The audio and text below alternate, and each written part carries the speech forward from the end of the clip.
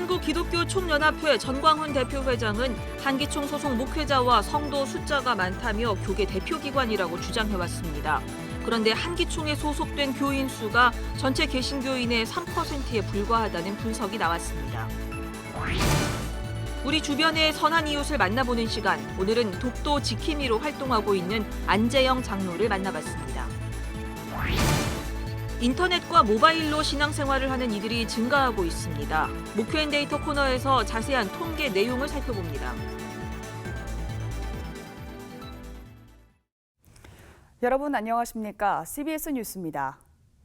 최근 한국기독교총연합회 전광훈 대표회장의 막말과 극우적 정치 행보가 이어지면서 교계와 사회로부터 비판을 받고 있습니다.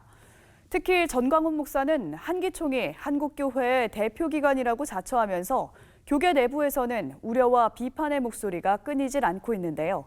전 목사는 매번 규모를 언급하면서 한국교회 대표라고 주장해왔는데 실제 회원 교단과 교회 수를 살펴보니 사실과 달랐습니다. 오요셉 기자입니다.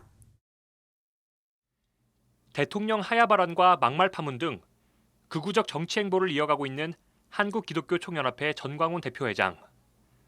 전 대표회장은 한기총이 한국 기독교계를 대표한다고 주장하고 있습니다. 특히 전 대표회장은 한기총이 6만 5천 교회와 30만 목회자, 25만 장로, 50만 선교 가족을 대표한다며 매번 규모를 언급합니다. 저는 한국 교회에 1,200만을 대표하고 30만 목회자, 또 25만 장로, 50만 선교 가족을 대표하는 우리 한기총은 하지만 실제 회원 교단과 교회 수를 살펴보면 전광훈 목사가 주장해온 숫자와 큰 차이가 납니다. 기독교 윤리실천운동이 문화체육관광부가 발표한 2018년 한국의 종교 현황을 토대로 살펴본 결과 전국의 83,800여 교회 중 한기총에 소속된 교회는 17,000여 개였습니다. 전 목사가 주장한 6만 5천 교회를 대표한다고 하기엔 무리가 있어 보입니다. 또 한기총에 속한 교단의 교직자 수와 신도 수를 파악해보니 각각 전체의 약 3%에 불과했습니다. 기윤실이 종교 현황에 적힌 교직자 수와 신자 수를 파악해보니 교직자 수는 전체 98,305명 중 한기총 소속 교직자 수는 2,850명, 신자 수는 개신교 전체 1,132만 750명 중 한기총 소속은 34만 9,471명으로 파악됐습니다. 기윤실은 다만 교직자 수와 신도 수가 기록되지 않는 교단이 많아 정확한 비교는 어려움이 있지만 대부분이 군소교단인 만큼 이보다 획기적으로 늘어날 가능성은 없다고 판단했습니다. 기윤실은 또 한기총 소속 교단 숫자도 문제가 있다고 지적합니다. 전체 개신교단 374개 가운데 한기총 소속 교단은 67개, 18% 수준이라고 밝혔습니다. 기윤실은 한기총 홈페이지에는 79개 교단이 회원으로 등록돼 있으나 그 가운데 10개 교단은 행정 보류 상태이며 기독교 대한 하나님의 성회가 최근 행정 보류를 결정했고 기독교 한국 침례회는 사실상 활동을 중지한 상태라고 설명했습니다. 67개의 회원 교단도 대부분 군소교단이어서 18%란 숫자도 큰 의미는 없다는 분석입니다. 한국교회 대다수의 교단은 사실상 한기총에 소속되어 있지 않고 한기총이 말하는 것처럼 그런 규모에 의해서 자신들이 한국교회를 대표한다라고는 말할 수 없겠다라는 좀 결론을 얻게 됐습니다. 이번 자료를 분석한 기윤실 측은 한기총이 규모를 내세우며 한국 개신교를 대표하는 것처럼 행세하기 때문에 사실 여부를 확인해보는 의미가 있다고 말했습니다. 또 한기총이 단순히 소수이기 때문에 한국교회 대표 자격이 없다고 주장하는 것은 아니라면서 한기총이 한국교회를 대표하지 못하는 진짜 이유는 이들의 행보가 기독교적이지 않기 때문이라고 말했습니다. 기윤실은 진정한 기독교 정신은 혐오와 갈등 조장이 아닌 사랑과 화해를 만들어가는 것이라고 강조했습니다. 오히려 복음의 가치에 충실하고 성경이 말하고 있는 정신을 구현하고 있는 작은 단체들이나 모임들이 많이 있습니다. 그런 분들이 오히려 더 적은 무리이지만 한국 개신교를 대표하고 있고 복음의 가치를 충실하게 드러내고 있다라고 말씀드리고 싶습니다. 한기총 전광훈 대표회장의 기행이 이어지는 상황에서 분별력 있는 판단이 필요해 보입니다. CBS 뉴스 오요셉입니다.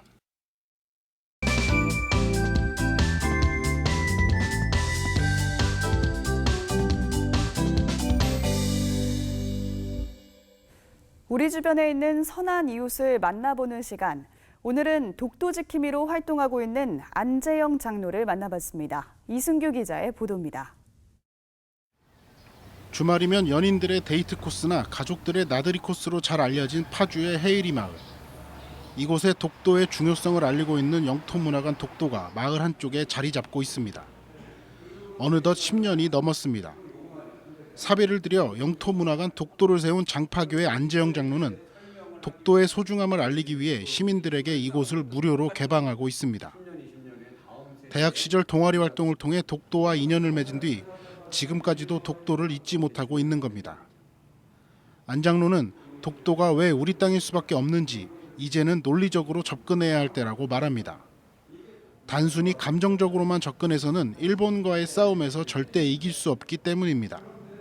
독도 영유권을 주장하는 일본의 논리를 잘 알고 그들의 주장 중 진실과 거짓은 무엇인지 우리가 명확하게 알아야지만 서로 소모적인 감정 대립에서 벗어날 수 있다는 겁니다.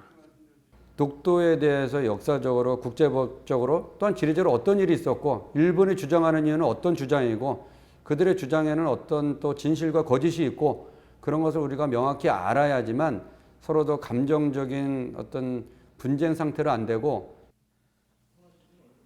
안 장로는 독도가 남북 평화는 물론 동북아 평화에도 영향을 미칠 수 있는 매우 중요한 섬이라고 말했습니다. 평화를 위해 살아야 하는 그리스도인들이 독도를 공부하고 관심을 쏟아야 하는 이유입니다. 우리는 세상과 분리돼서 사는 것이 아니라 기독교인들은 세상 속에 살되 우리의 정체성을 가지고 사는 것이 기독교인의 마땅한 본분이다. 독도와 인연을 맺은 뒤 1년에 한두 번씩은 꼭 독도를 방문한다는 안재영 장로. 안 장로는 독도에서 문화와 학술 축제를 여는 것이 꿈입니다. 남가북이 이 독도에서 그런 문화와 학술 축제를 열고 일본에서는 독도에 대한 야욕을 포기하고 이 동북아시아의 평화의 시발점이 독도가 되었으면 하는 것이 제 바람입니다. 조그만 사업체를 운영하는 안재영 장로는 오늘도 여전히 군부대 등을 돌아다니며 독도의 중요성을 알리고 있습니다. CBS 뉴스 이승규입니다.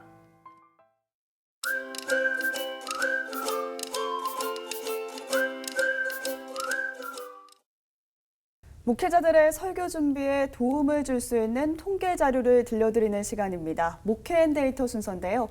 목회데이터 연구소 지용근 대표 자리했습니다. 어서 오세요. 네, 안녕하세요. 네, 이번 주에는 모바일과 인터넷 이용률 내용을 준비하셨다고요? 네, 맞습니다.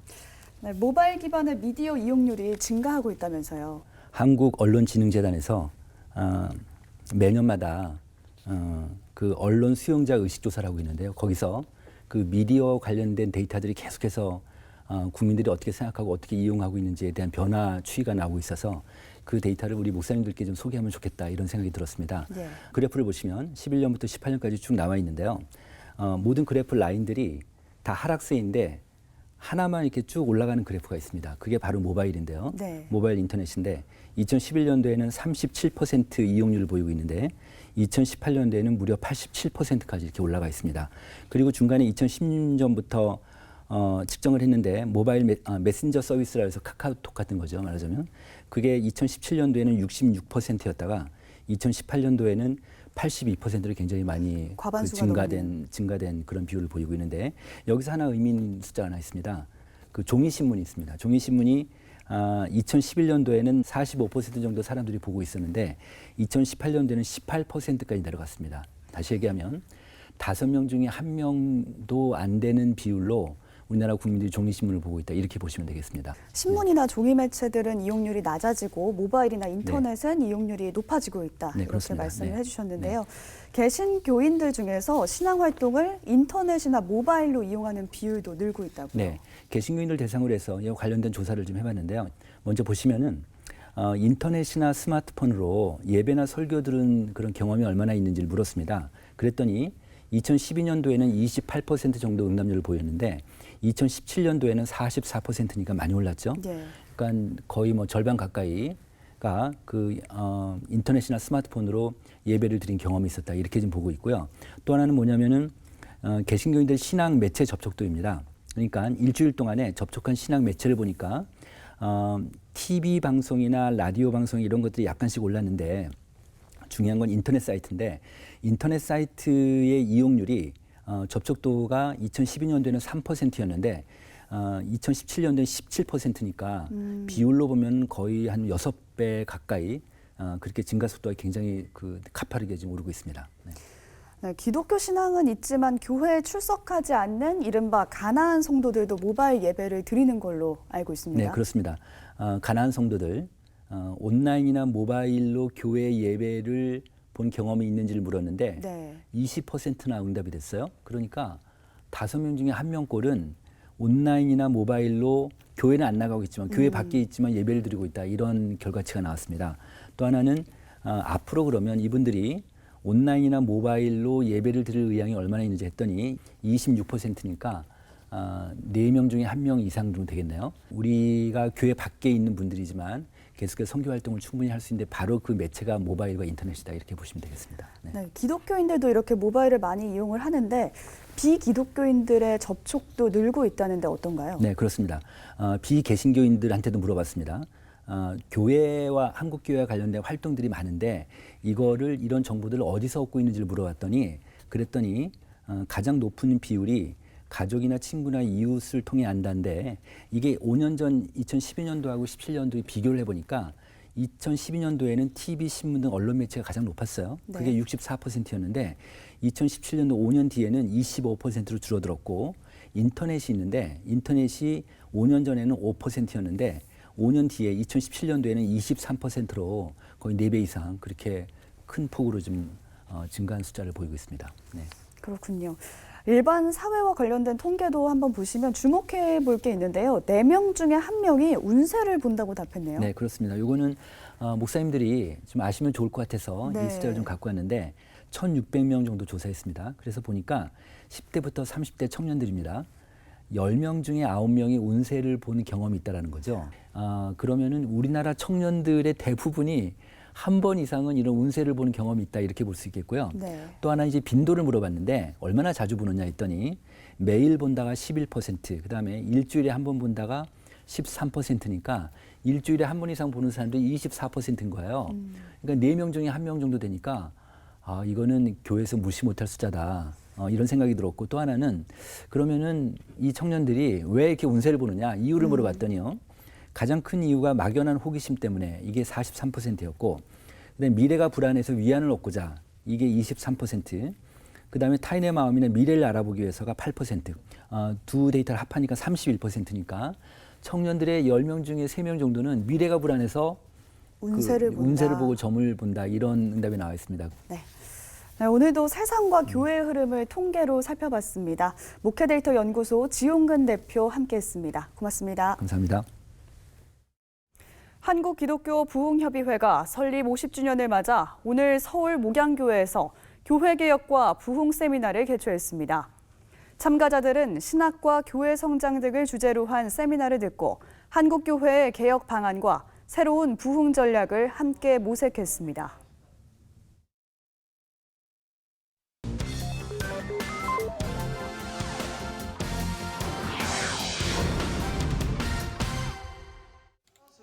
이어서 간추린 지역교계 소식입니다. 한국기독교장로회 원주 영광교회가 창립 60주년 감사예배와 뜻있는 영광교회 이야기 책 출판 기념식을 가졌습니다. 서재일 목사는 책 발간사를 통해 60년간 영광교회와 함께해 주신 하나님께 감사드리고 40년 목회의 은혜를 자료로 남기게 되어 기쁘다고 말했습니다. CBS와 함께하는 기도학교 전국 세미나가 기도로 교회를 변화시켜라라는 주제로 순천 동부교회에서 열렸습니다. 강사로 나선 백용현 목사는 기도를 통해서 건강한 교회를 세울 수 있다고 말했습니다. 대전 오메가 교회의 부설 코나 웨이브가 다음 세대의 청년들과 소통하기 위한 무대를 마련했습니다. 많은 대전의 다음 세대와 청년들이 음악을 통해서 좀 소통할 수 있는 소통의 장이 되기를 원하는 마음에서 코나 스테이지를 준비하고 있습니다. 포항 CBS 유스 오케스트라가 이웃들에게 희망을 심어주기 위한 목적으로 흥의 은민과 함께하는 감사 나눔 음악회를 개최했습니다. 고신대학교가 2018년도 후기 선교 목회대학원 외국인 목회학 석사 과정 학위 수여식을 열었습니다. 안민 총장은 함께한 교회의 목회자와 성도들의 헌신으로 이 자리에 온 것을 기억하고 봉사하는 사람들이 되었으면 좋겠다며 졸업생들을 격려했습니다. 강원과 대전, 충북 등 6개 지역으로 구성된 대한예수교장로회 합동중부협의회가 문세춘 목사를 신임 회장으로 추대했습니다. 문세춘 신임 회장은 교단과 한국교회의 부흥과 발전을 위해 협력하고 헌신하는 중부협의회가 되겠다고 말했습니다.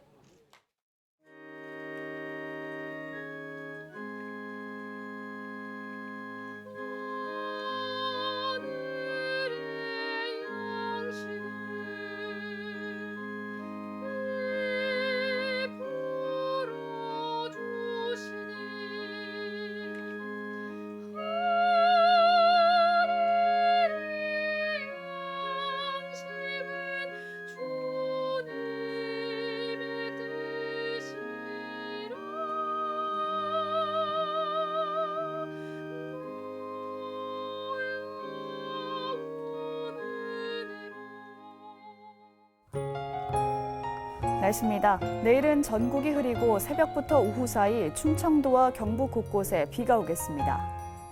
내일 아침 최저 기온은 19도에서 22도, 낮 최고 기온은 23도에서 30도로 예상됩니다. 이상으로 뉴스를 마칩니다. 시청해주신 여러분 고맙습니다.